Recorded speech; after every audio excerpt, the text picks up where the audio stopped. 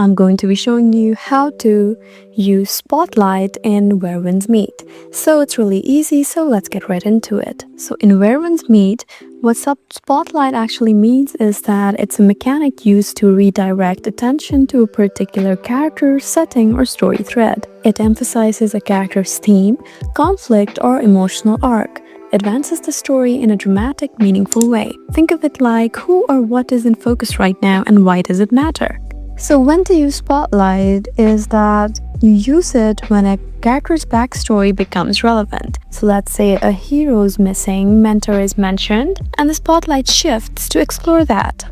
A personal conflict bubbling up. Instead of crowd noise, focus on the key emotional beat. And you can trigger Spotlight by player-driven spotlight. You can just say I want a spotlight on fear of betrayal and you can explore that. We can also sometimes get the group uses cues like conflict, moral choice, revelation, and this automatically triggers spotlight moments. So in this way you can successfully use Spotlight. I hope this video was helpful for you. Please leave us a like and drop us a comment down below and we'll see you again in our next video. Thank you for watching.